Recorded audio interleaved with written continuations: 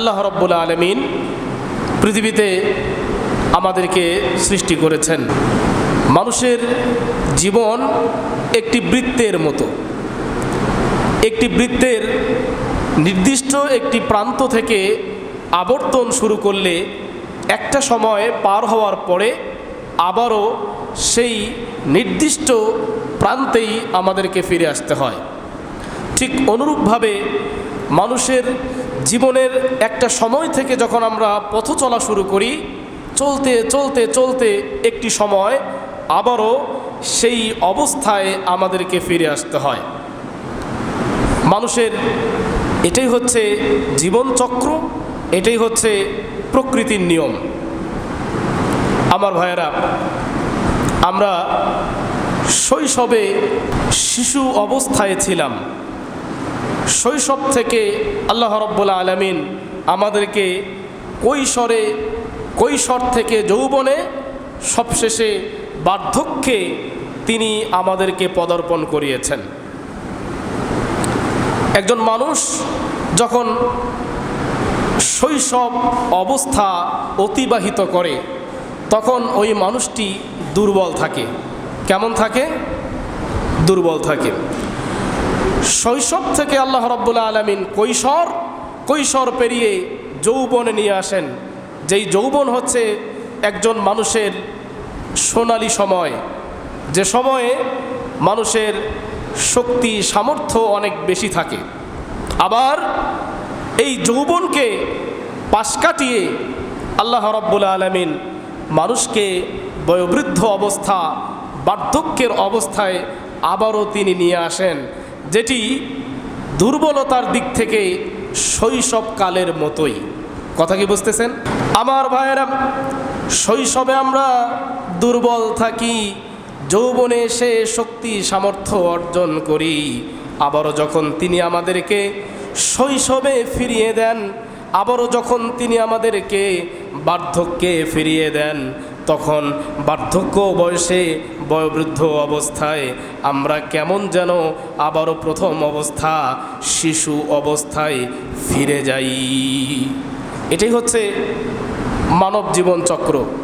এটি পবিত্র কোরআনের সূরা রুমের 54 নম্বর আয়াতে কারিমায় আল্লাহ রাব্বুল আলামিন চমৎকার করে তুলে ধরেছেন। আমার ভাইয়েরা, আল্লাহুল্লাযী খালাকাকুম মিন দুফিন সুম্মা জাআলা মিন বা'দি দুফিন কুওয়া সুম্মা জাআলা মিন বা'দি কুওয়াতিন দুফান ওয়া শাইবা ইয়াখলুকু মা ইয়াশা ওয়া হুয়াল আলিমুল কাদির। আল্লাহ রাব্বুল আলামিন বললেন, দুর্বল অবস্থা থেকে আমি তোমাদেরকে সৃষ্টি করেছি, দুর্বলতার পরে আবারও আমি তোমাদেরকে শক্তি দিয়েছি, সামর্থ্য দিয়েছি। শক্তি সামর্থ্যের পরে আবারও আমি তোমাদেরকে দুর্বল অবস্থায় ফিরিয়ে দিয়েছি। আল্লাহ যা কিছু চান সব কিছু করতে পারেন। তিনি হচ্ছেন আলিম, তিনি হচ্ছেন কদির, তিনি সব কিছু জানেন, সব কিছুর উপরে তার পূর্ণ ক্ষমতা রয়েছে। সকলে বলি সুবহানাল্লাহ। মানে প্রথমে আমরা শৈশবে ছিলাম, শিশুকালে শক্তি সামর্থ্য বলতে আমাদের কিছুই ছিল না। আল্লাহ পাক যৌবনে নিয়ে আসলেন, শক্তি এলো, সামর্থ্য এলো, সব কিছু করার ক্ষমতা আমাদের হাতে এলো। এই ক্ষমতাকে আবারও আল্লাহ এই সময়টাকে অতিবাহিত করিয়ে এমন একটা সময় আনলেন, যেই সময়ের নাম হচ্ছে বার্ধক্য। বয়োবৃদ্ধ অবস্থায় আমরা আবারও দুর্বল হয়ে পড়লাম। তখন চাইলেও যৌবনের মতো আর আমরা আমাদের শক্তি সামর্থ্যকে কাজে লাগাতে পারি না। সকলে বলে সুবহানাল্লাহ। আমার ভাইয়েরা, জীবনের প্রতিটি ধাপ একটি মেসেজ, একটি বার্তাই বহন করে, আর সেটা হচ্ছে পৃথিবী কারো জন্য থাকার জায়গা না। পৃথিবী কি থাকার জায়গা? এই যে পরিবর্তন, আমাদের শৈশব পার হয়ে কৈশোরে পদার্পণ করলাম, হালকা হালকা মোষ আমাদের এই ঠোঁটের উপরে গজালো, তারপরে কিছুদিন পার হওয়ার পরে দাড়ি গজালো, আমি যৌবনে পদার্পণ করলাম।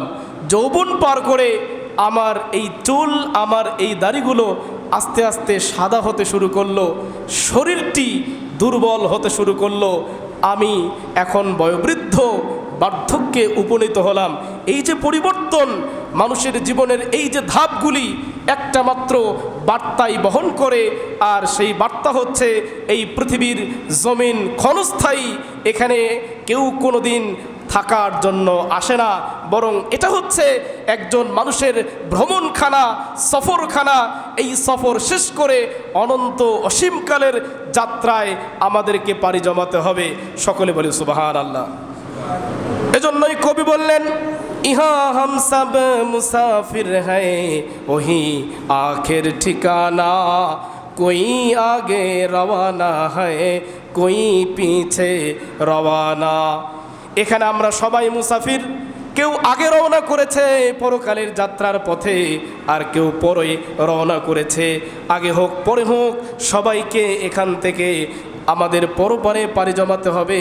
কেউ কখনো এই দুনিয়ার জমিনে চিরকাল থাকার জন্য আসে নাই। সকলে বলে সুবহানাল্লাহ। কিন্তু এই যে জীবনের পড়তে পড়তে আল্লাহ রাব্বুল আলামিন আমাদেরকে শিক্ষা দিচ্ছেন, বার্তা দিচ্ছেন, এই শিক্ষা, এই বার্তা আদৌ কি আমরা গ্রহণ করি? শৈশব পার করলাম, কৈশোরও শেষ, চুলদারি সব পেকে এখন আমি বয়োবৃদ্ধ, তারপরও আমার মৃত্যুর কথা স্মরণ হয় না। তারপরও মনে হয় না যে এই দুনিয়াতে আমি চিরকাল থাকবো না, দুনিয়া থেকে বিদায় নিয়ে চলে যেতে হবে। হাদিসে বিশ্বনবী সাল্লাল্লাহু আলাইহি ওয়াসাল্লাম বললেন, যখন একজন মানুষ এর বয়স বাড়ে, বয়োবৃদ্ধ হয়, যতই তার জীবনটা কবরের দিকে চলে যায়, ততই তার অন্তরের ভেতরে দুইটা জিনিস যুবক হতে থাকে, তাজা হতে থাকে। প্রথম জিনিস হচ্ছে, যতই একজন মানুষ বৃদ্ধ হয় ততই তার অন্তরে বেশি দিন বেঁচে থাকার আকাঙ্ক্ষা তাজা হতে থাকে। এখানে আমরা যারা আছি, আমরা কেউ কি মরতে চাই? বলেন তো, কেউ মরতে চাই? কেউ মরতে চাই না। যতই বৃদ্ধ হচ্ছি, আমার হায়াত ফুরিয়ে যাচ্ছে, কিন্তু আমার ভেতরে, আমার অন্তরে একটাই আশা, আয় আল্লাহ, যদি আরও বেশি দিন এই পৃথিবীতে আমি বেঁচে থাকতে পারতাম। এটা হচ্ছে এক নম্বর আশা, আকাঙ্ক্ষা মানুষের অন্তরে তাজা হতে থাকে। বিশ্বনবী বলেন, আরেকটা আকাঙ্ক্ষা তার অন্তরে তাজা হয়, আর সেটি হচ্ছে দুনিয়ার অর্থ সম্পদের মোহ, দুনিয়ার অর্থ সম্পদের ভালোবাসা। যতই বৃদ্ধ হবেন ততই টাকার মহব্বত আপনার অন্তরে বাড়তে থাকবে। কথা কি অবাস্তব বলেছেন? বাস্তব বলেছেন। আপনি আপনার জীবনের সাথে মিলান। ছোটকালে এত স্বপ্ন আপনার ছিল না, যতই আপনার বয়স বাড়ছে আপনার স্বপ্ন বাড়ছে। যার একটা বাড়ি, তার স্বপ্ন হচ্ছে কি করে আরেকটা বাড়ি নির্মাণ করা যায়। যার একটা জমি, তার স্বপ্ন হচ্ছে কিভাবে আরেকটা জমি কেনা যায়। যার মার্কেটে একটা দোকান আছে, তার স্বপ্ন হচ্ছে কিভাবে আরেকটা দোকান কেনা যায়। ঠিক কিনা বলেন? বয়স কিন্তু শেষ হয়ে যাচ্ছে, স্বপ্ন শেষ হচ্ছে না, মৃত্যুর কথা স্মরণ হচ্ছে না। এই পৃথিবী যে আমার জন্য সফরখানা, সফর শেষ করে আমাকে চলে যেতে হবে, এই চিন্তা আমি এক মুহূর্তের জন্য করছি না। আমার ভাইয়েরা, আল্লাহ রাব্বুল আলামিন মানুষের জীবনের চক্র বর্ণনা করছেন পবিত্র কোরআনের সূরা নাহলের ৭৮ নম্বর আয়াতে কারিমা। তিনি প্রশ্ন করছেন, মানুষের জীবনের শুরু যখন মাতৃগর্ভে হচ্ছে, তোমরা জানো নাকি আমি একজন মানুষকে সবার প্রথম কোন ক্ষমতা দান করি? আল্লাহ পাক রব্বুল আলামিন নিজেই উত্তর দিচ্ছেন সূরা নাহলের ৭৮ নম্বর আয়াতে কারিমায়। তিনি বলছেন, আল্লাহু আখরাজাকুম মিন বুতুনি উম্মাহাতিকুম লা তা'লামুনা শাইআ ওয়া জা'আলা লাকুমুস সামআ ওয়াল আবসারা ওয়াল আফইদা লাআল্লাকুম তাশকুরুন। আল্লাহ পাক রব্বুল আলামিন বলছেন, তিনি তোমাদেরকে মায়ের গর্ভ থেকে এমন অবস্থায় বের করে এনেছেন, লা তা'লামুনা শাইআ, তোমরা কিছুই ছিলে না, কিছুই জানতে না। যখন আমরা মায়ের গর্ভ থেকে এসেছি, আমরা কি সব কিছু জানতাম? দুনিয়ায় কিভাবে চলতে হয় সেটা কি আমরা জানতাম? আমরা হাঁটতে পারতাম না, কথা বলতে পারতাম না, কোনো কিছুই আমাদের পক্ষে করা সম্ভব ছিল না। সূরা দাহারে আল্লাহ পাক এই কথাটা ইরশাদ করলেন, হাল আতা আলাল ইনসানি হিনুম মিনাদ দাহরি লাম ইয়াকুন শাইআম মাযকুরা। হে পৃথিবীর মানুষ, তোমার জীবনে কি এমন একটি সময় অতিবাহিত হয় নাই যে সময় তুমি উল্লেখ করার মতো কিছুই ছিলে না? সকলে বলে সুবহানাল্লাহ। মায়ের গর্ভে প্রথমে একটি শুক্রাণু আল্লাহ পাক সিস্টেমেটিকভাবে প্রবেশ করিয়ে দিলেন। সেই শুক্রাণু আমাদের কোনো অস্তিত্ব নাই। সেই শুক্রাণু থেকে আল্লাহ পাক রব্বুল আলামিন রক্তপিণ্ডে আমাদেরকে পরিণত করলেন। সেখান থেকে গোশত, সেখান থেকে হাড় তৈরি করে, তার উপরে চামড়া তৈরি করে, তারপরে আমাদের অঙ্গ প্রত্যঙ্গ তৈরি করলেন। এমন অবস্থা, যেই অবস্থা আমরা কখনোই এই অবস্থার বর্ণনা করা কোনো মানুষের পক্ষে সম্ভব নয়। সকলে বলি সুবহানাল্লাহ। এজন্য আল্লাহ পাক বললেন, আমি তোমাদেরকে সর্বপ্রথম যে ক্ষমতা দিয়েছি সেটা কি তোমরা জানো নাকি?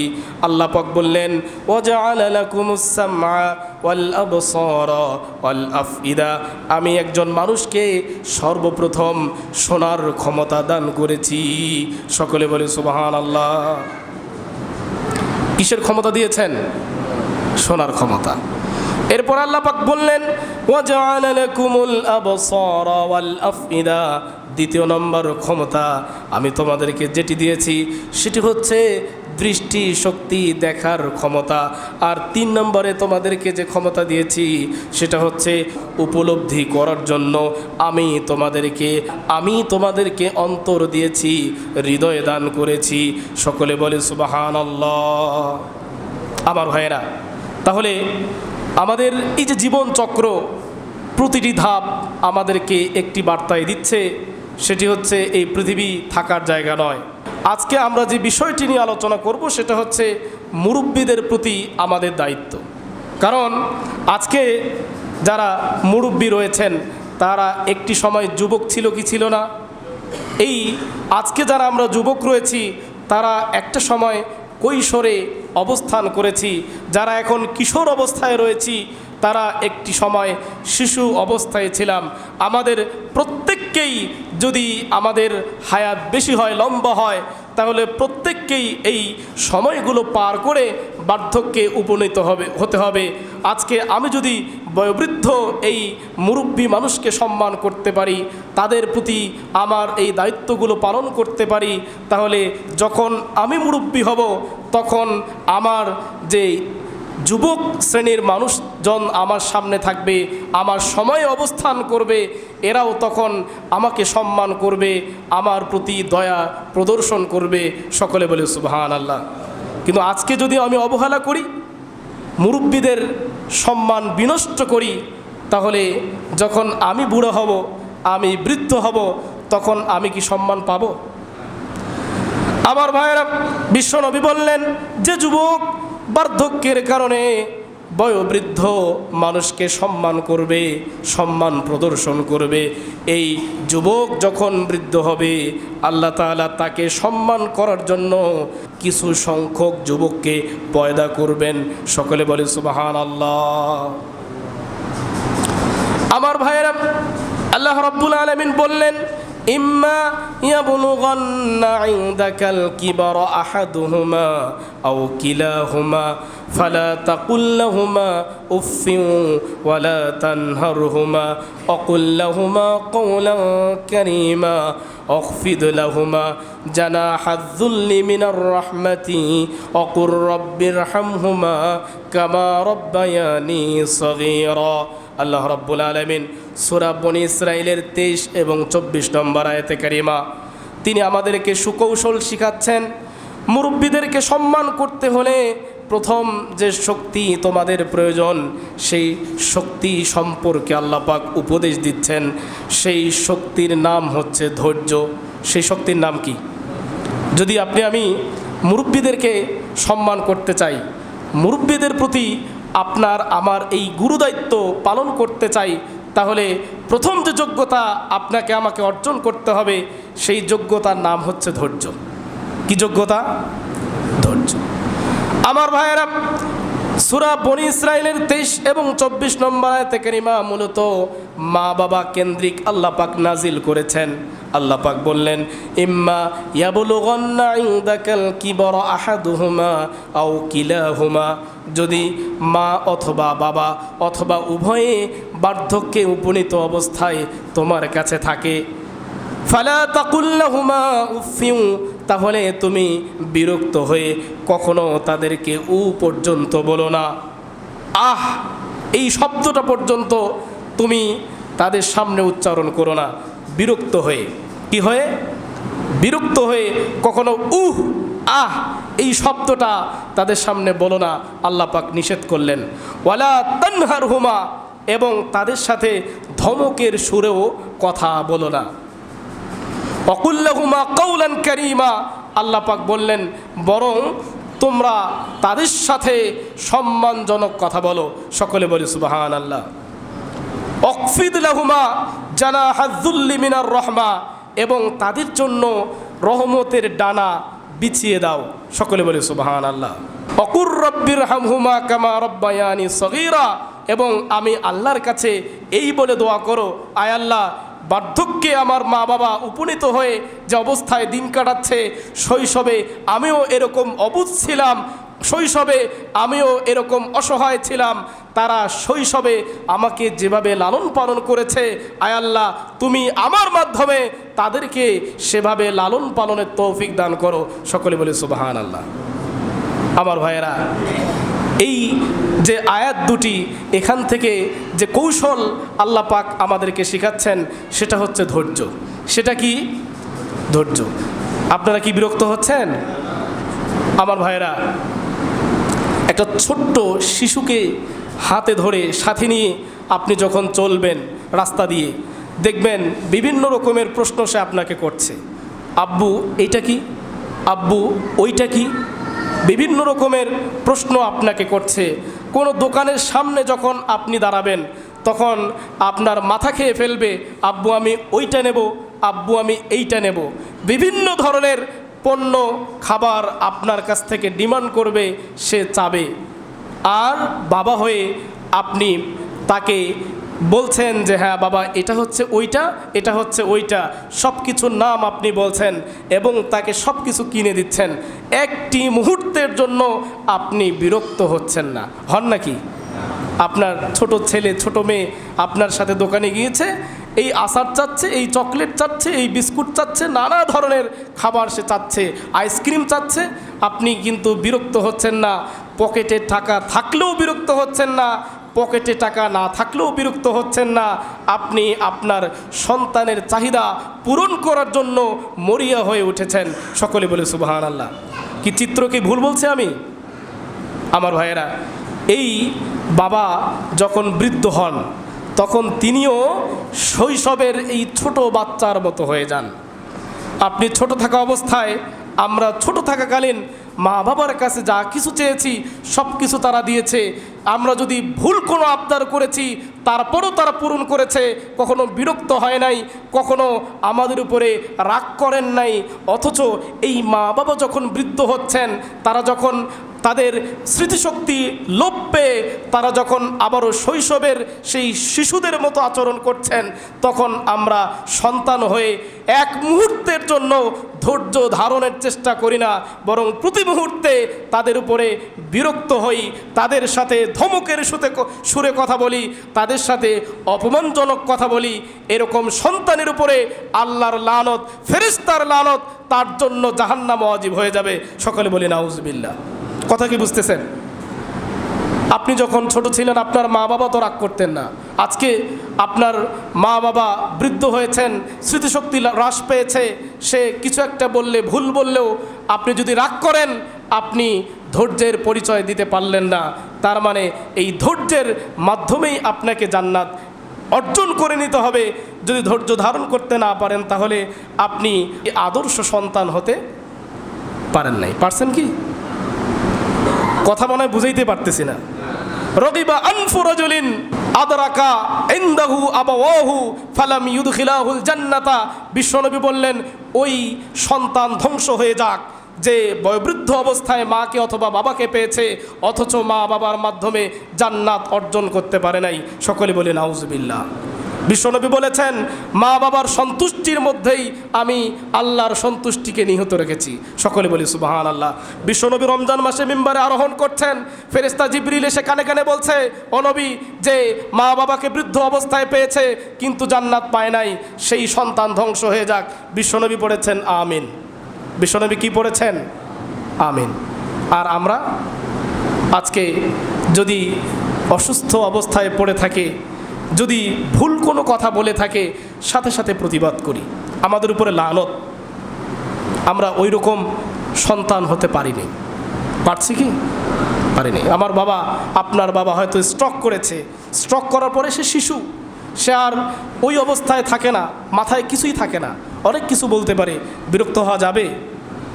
তিনি যদি ভুল বলেন তারপরও বিরক্ত হবেন না, কারণ ছোট বয়সে আপনি কি ভুল বলেন নাই? আপনার বাবা বিরক্ত হয়েছে? আপনার মা বিরক্ত হয়েছে? বিরক্ত হয় নাই। আমার ভাইয়েরা, এজন্য আমাদের খেয়াল রাখতে হবে মা বাবার সম্মান যেন আমরা রক্ষা করতে পারি। সকলে পড়ি আল্লাহুম্মা আমিন। বিশ্বনবী সাল্লাল্লাহু আলাইহি ওয়াসাল্লাম বললেন, আবু হুরায়রা রাদিয়াল্লাহু তাআলা আনহু বর্ণনা করেছেন, ইন্না মিন ইজলালিল্লাহি তাআলা ইকরামা লিশাইবাতিল মুসলিমি ওয়া হামিলিল কুরআনি গায়রিল গালি ফীহি ওয়াল জাফি আনহু ওয়া ইকরামা লিসুলতানিল মুকসিতি। বিশ্বনবী সাল্লাল্লাহু আলাইহি ওয়াসাল্লামের হাদিস, তিনি বলছেন, বয়োবৃদ্ধ, দাড়ি পাকা, চুল পাকাওয়ালা ব্যক্তির সম্মান করা, কোরআনের ধারক বাহকের সম্মান করা এবং ন্যায়পরায়ণের শাসকের সম্মান করা মানে হচ্ছে স্বয়ং আল্লাহকে সম্মান করা। সকলে বলে সুবহানাল্লাহ। মানে আপনি আপনার মা বাবাকে সম্মান করবেনই, পাশাপাশি আপনার চাচা, আপনার মুরব্বি, আপনার দাদা, আশেপাশে থাকা আমাদের সকলের উপরে ছায়ার মতো যে মুরব্বিরা দাঁড়িয়ে আছেন, বসে আছেন, তাদেরকে সম্মান করতে হবে। যদি তাদেরকে সম্মান করতে পারি তাহলে স্বয়ং আল্লাহকে সম্মান করা হবে। সকলে বলে সুবহানাল্লাহ। কিন্তু আজকে আমরা এমন এক অসভ্য জাতিতে পরিণত হয়েছি, এমন একটা নিকৃষ্ট সময় আমরা পার করছি, যে সময়ে আমরা বয়োবৃদ্ধ মানুষদেরকে সম্মান করা তো দূরের কথা, তাদেরকে অপমান করছি। ঠিক কিনা কথা? আমার ভাইয়েরা, আজকে আমরা তো নতুন নতুন বন্ধু বান্ধব বানিয়ে নিয়েছি। আমাদের বিভিন্ন পার্টি, বিভিন্ন ট্রিট আমরা আমাদের বন্ধু বান্ধবদেরকে দেই, কিন্তু কখনো প্রয়োজন বোধ মনে করি না যে আমার এই সময়, আমার এই পার্টি, আমার এই ট্রিটগুলো আমি আমার মা বাবার জন্য বরাদ্দ রাখি, আমি আমার মুরব্বীদের জন্য বরাদ্দ রাখি। এটা কি করি? সারাদিন আত্মকেন্দ্রিক আমরা হয়ে গিয়েছি, সারাদিন নিজেকে নিয়ে ব্যস্ত। কিভাবে নিজেকে ভালো রাখা যায়, বন্ধু বান্ধব কিভাবে আমরা ভালো রাখতে পারি, সেই চিন্তায় আমরা করি। কিন্তু বাড়িতে মা বাবা, আশেপাশে আমাদের মুরব্বীরা, তারা কিভাবে ভালো থাকবে, সেই চিন্তা কিন্তু আমরা কখনোই করি না। আমার ভাইয়েরা, আলোচনা আসলে অনেক ছিল, সময়ের স্বল্পতা। আমাদের সম্মানিত সভাপতি সাহেব কিছু কথা বলবেন। তো আজকের আলোচনার মেসেজ একটাই, সেটা হচ্ছে মুরব্বীদেরকে সম্মান করতে হবে। কথা ঠিক আছে? এবং এই মুরব্বীদের অন্তর্ভুক্ত হচ্ছেন আমাদের মা বাবা, তাদের খেদমত করতে হবে। এবং এই খেদমত করার জন্য প্রথম যে হাতিয়ার, শেষ যে হাতিয়ার, সেটা হচ্ছে ধৈর্য। যদি আপনার ভেতরে ধৈর্য চলে আসে তাহলে এগুলো করা কোনো ব্যাপার না, কিন্তু যদি ধৈর্য না থাকে আপনি কিছুই করতে পারবেন না। কারণ আল্লাহ পাক বলেছেন, ওমা ইউলাক্কাহা ইল্লাল্লাযীনা সাবারু ওমা ইউলাক্কাহা ইল্লা যু হাজ্জিন আযীম। আল্লাহ পাক বলছেন, মুরব্বীদের খেদমত করা, মা বাবার সেবা করা সকলের ভাগ্যে জোটে না। ওই ব্যক্তির ভাগ্যেই জোটে যার ধৈর্য আছে, ওই ব্যক্তির ভাগ্যেই জোটে যু হাজ্জিন আযীম, যে সৌভাগ্যশীল, যে সব থেকে বেশি ভাগ্যবান, সেই কেবলমাত্র মুরব্বীদের খেদমত করতে পারে, তাদেরকে সম্মান করতে পারে। আল্লাহ পাক আমাদের সকলকে মুরব্বীদের সম্মান করার তৌফিক দান করুন। সকলে পড়ি আমিন।